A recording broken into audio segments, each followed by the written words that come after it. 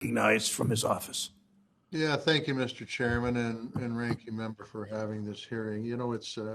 We all have, all the senators on this, in this group have offices all around our states. And I have heard with previous presenters that the institutional investors are 1, 2, maybe 3%.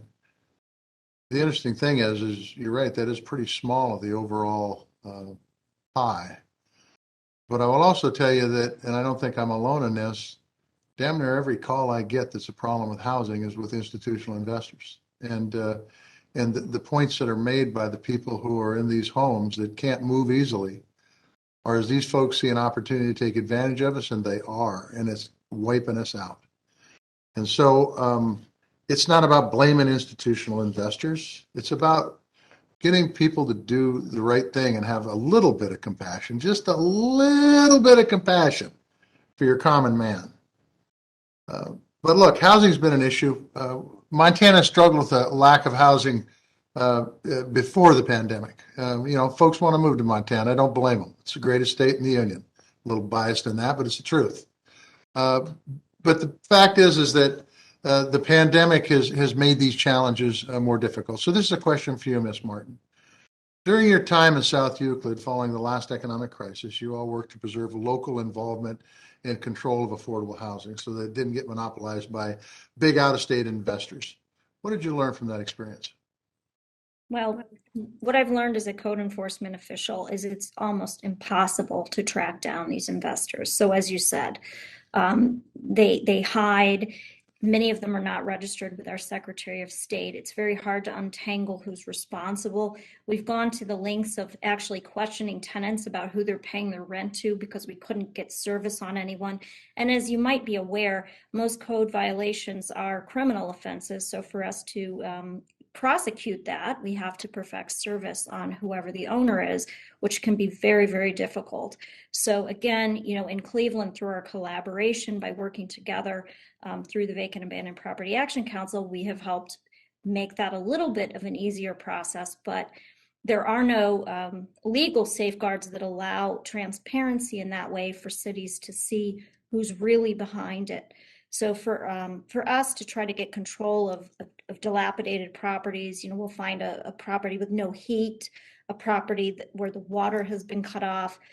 It makes it very, very difficult. And also the environment of code enforcement having declining resources, so fewer code enforcement people in the nation, makes it even harder still. It's interesting. Montana, a state with a population of just over 1 million people, we have some mobile home parks that have been bought by institutional investors, and we've had some other properties bought by institutional investors. And the kind of complaints that are brought forth and called into my office with pictures, I might add, are unbelievable. I mean, the Billings properties, for example, sent us pictures of what the water looked like coming out of their taps. And I guarantee if you drank it, you were going to be sick because it was not clear. It wasn't even close to clear.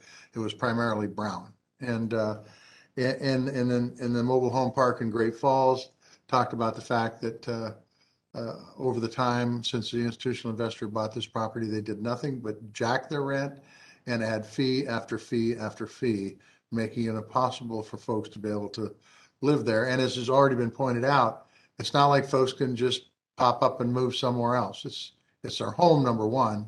And number two, a lot of these folks don't have the resources to be able to move at the drop of a hat. Mr. Waller, we have seen success in Montana for manufactured housing communities converting to residential owned cooperatives. Hopefully, you know about these ROCs. Are there other opportunities to improve communities by giving options like the first right of refusal or providing programs so the properties can stay affordable and stay in local hands?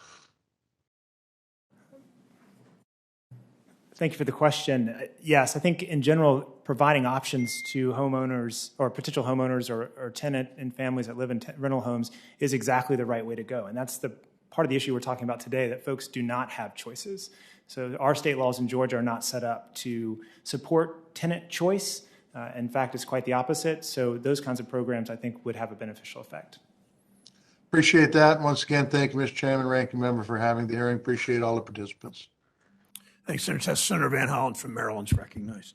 Thank you, Mr. Chairman and Ranking Member Toomey. Thank all of you for your testimony here.